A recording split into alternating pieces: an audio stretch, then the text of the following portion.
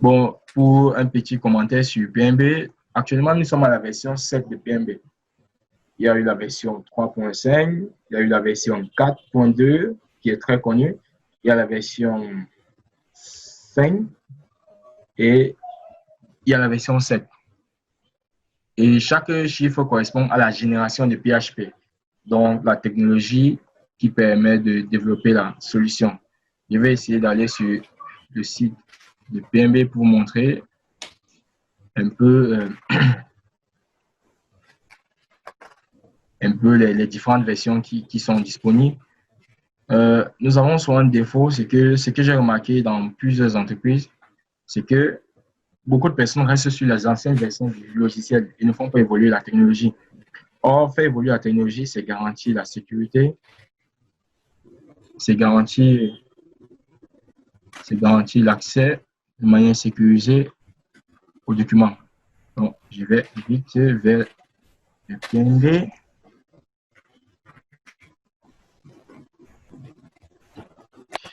Aïe, aïe.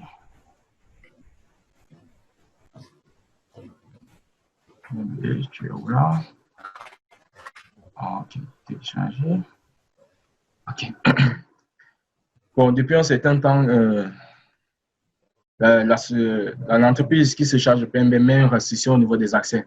Elle demande que ceux qui veulent télécharger la solution se connectent parce qu'elle veut avoir un état réel des différentes transactions sur la solution pour avoir les chiffres réels sur ces dernières. Donc, vous voyez là, vous avez toutes les versions de PMB.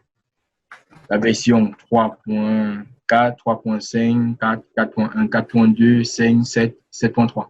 Et ici, vous avez les années de publication. La toute dernière version est publiée le 19 juin 2020. Donc, il y a cela quelques jours.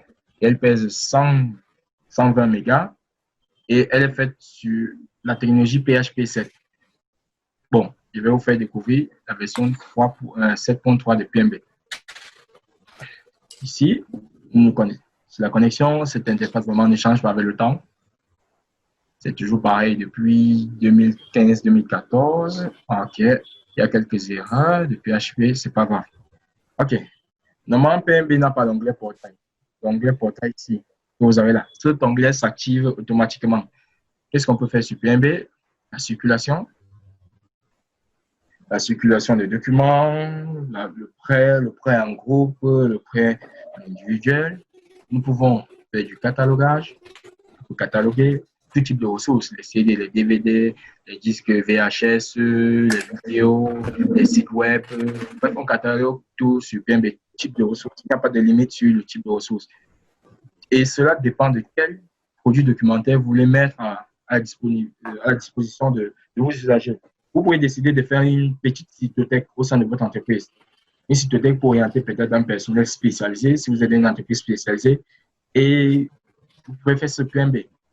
À cette différence que pendant que certains vont cataloguer les ressources documentaires, les PDF et consorts, vous allez cataloguer les sites, faire une description des sites, mettre les liens, et à l'intérieur de votre cytothèque, le personnel pourra rechercher l'information. Vous pouvez aussi faire comment dire, une bibliothèque numérique et à l'intérieur de votre système, le personnel aura aussi accès à cette bibliothèque numérique-là. Nous allons éviter d'entrer trop dans les détails. Je vais essayer de créer une nouvelle notice. Là, c'est ISBN ou l'European Article Numbers. Il y a les champs en orange sont les champs qui ne sont pas libres de saisie. Les champs en blanc sont les champs libres de saisie. C'est qu'à partir de la version 7, l'accès aux champs non libres de saisie a un peu changé, ce qui fait que si vous avez un vieux navigateur, n'installez pas PMP7, vous allez avoir beaucoup de problèmes. Parce qu'ils ont essayé de simplifier les choses en dopant un peu l'option d'affichage.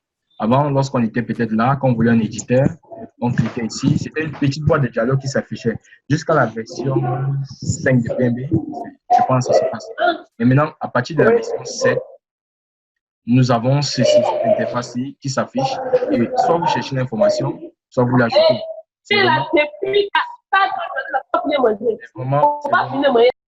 C'est vraiment très, très, très dynamique.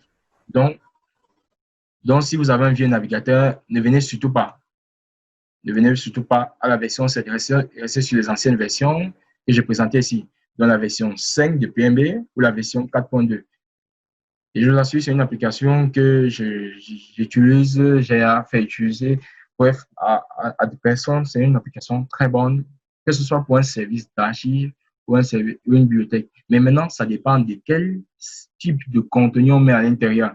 Parce que beaucoup vont dire, non, PMB, c'est pour les bibliothèques, PMB, ça ne gère pas les bibliothèques numériques. Non, c'est à vous maintenant de donner l'esprit à votre solution. C'est à vous de choisir, bon, j'utilise PMB pour faire ma bibliothèque numérique et c'est orienté vers les usages extérieurs. Maintenant, pour tel type d'information, je conserve en interne et je mets dans mon système d'archivage électronique où je vais mieux sécuriser l'accès à l'information.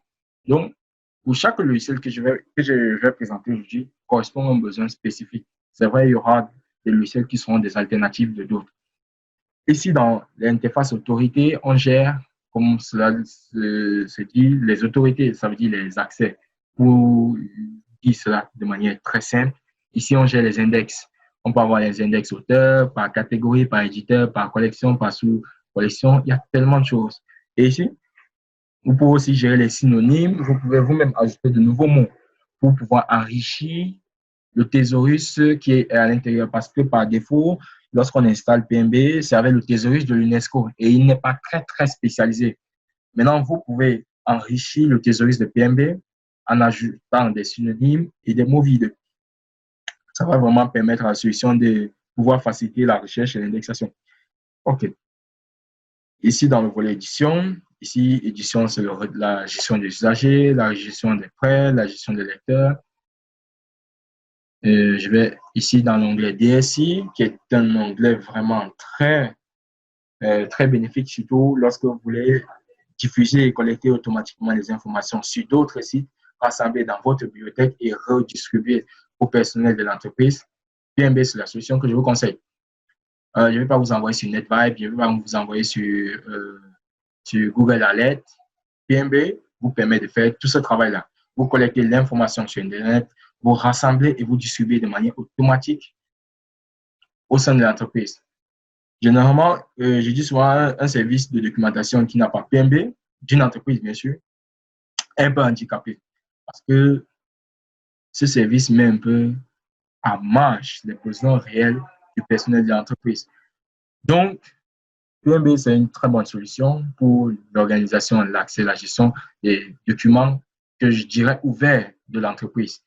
Et comme aussi on retrouve dans les archives les documents ouverts, un service d'archives peut l'adopter pour gérer ses fonds d'archives ouverts. Donc, ces fonds qui ne nécessitent pas forcément un contrôle d'accès. Ça veut dire quoi? Peut-être les photos de l'entreprise, les discours du directeur de l'entreprise, les communiqués de l'entreprise, les événements de l'entreprise. Bref, ces informations qui peuvent être ouvertes à un public un peu plus large. Mais pour les documents sensibles, on n'a pas réfléchi, on se tourne vers un système d'archivage électronique sécurisé qui bénéficie d'une technologie de blockchain pour assurer la sécurité des informations.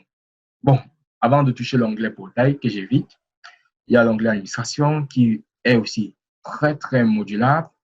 Nous pouvons ici voir dans notices les différents statuts des informations. Nous sommes partis dans l'exemplaire, pardon. Exemplaire, nous pouvons voir les différents supports. Comme je disais, vous pouvez travailler sur tout type de support.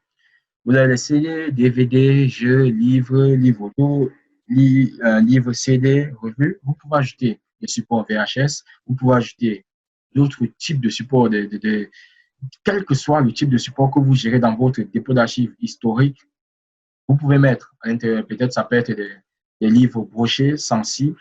Vous précisez ici livres brochés sensibles. Ça fait qu'au niveau de la gestion de l'accès à ces ressources, PMB, vous pouvez configurer l'accès en disant pour les livres brochés sensibles, lorsque l'usager va cliquer sur le prêt, on va lui dire c'est un prêt sur place au lieu d'être un prêt ouvert. Donc, de manière sommaire, c'est une bonne solution. Qui dit bonne, ça veut dire ça facilite vraiment le travail, l'organisation de l'information, l'accès à l'information. Et c'est open source. Ça vous appartient. Lorsque vous téléchargez PMB, c'est votre solution. Et la seule chose que vous devez faire, c'est préciser que c'est PMB.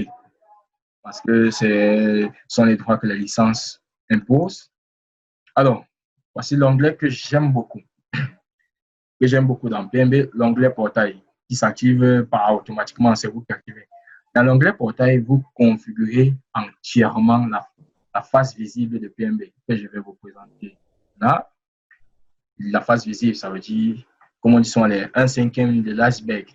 Pendant que vous travaillez sur les 4/5, ce que les usagers vont voir. C'est dans l'onglet portail. La machine est un peu lente parce qu'il y a beaucoup d'applications en arrière qui fonctionnent. Essayez d'attendre que la fibre s'allume. Message de commande.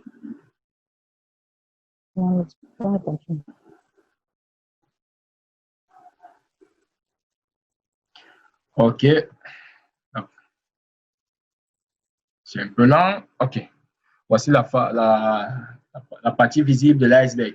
Lorsque vos collaborateurs vont venir vers la bibliothèque numérique de l'entreprise, ils ne vont pas voir tout ce que je viens de vous présenter là. Ils vont voir ceci, ils vont voir les nouveautés, ils vont voir les différentes sections, ils vont avoir les informations sur les activités de l'entreprise, ils auront les informations sur le calendrier, bref, ils auront tout de manière sommaire. Ils pourront faire la recherche, on va taper une petite recherche, et ils auront accès à l'information en quelques clics. Et là, ils auront des notices, bref, ils auront tout type d'informations sur les informations qui ont été entrées dans le côté que j'appelle la face cachée de l'iceberg, dans l'interface administrateur. Vous voyez là, vous avez les notices, vous avez les vignettes. C'est vrai, ce sont des textes de substitution pour juste montrer comment l'information est au sein de l'application. Vous pouvez avoir la bibliothèque numérique ici, que vous pouvez y avoir accès à tout moment. En quelques mots, côté gestion, portail documentaire, portail de veille, diffusion sélective de l'information, mailing, bibliothèque numérique d'entreprise. PMB, c'est une solution vraiment que je propose. Elle est légère, elle est facile de mettre en œuvre et en quelques clics, le personnel a accès à l'information et peut facilement vous soit réserver un document, soit prêter ce document. Donc, comme je dis, c'est une présentation sommaire. Nous ne pouvons pas entrer dans les profondeurs. Là, c'était l'onglet portail. C'est ici qu'on paramètre tout ce qu'on voit sur que j'appelle la face visible, les 1/5. Vous définissez les onglets, vous définissez les contenus, vous définissez les articles, vous définissez les pages. Une application vraiment géniale que je vous conseille. Là, je vais fermer PMB et nous allons aller vers la dernière application de la journée. La dernière application avant de fermer la présentation. OK. Ici, je voulais aussi vous présenter PMB Community. PMB Community, c'est un peu comme le Facebook de PMB. Ici, vous allez retrouver tous les conseils, les mises à jour, les évolutions, les échanges des autres professionnels sur la gestion, sur l'accès à l'application. Bref, l'interface a 1574 membres. Ça fait vraiment une grosse base. Ici, si vous avez un problème à l'application, vous pouvez taper votre problème là. Je vous dis, j'ai un problème avec peut-être ma base de données, je n'arrive pas à importer. En quelques secondes, vous avez 1500 potentiels bibliothécaires, documentaristes, archivistes qui pourront vous donner des recommandations techniques. C'est une très bonne application et sa communauté grandit de jour en jour.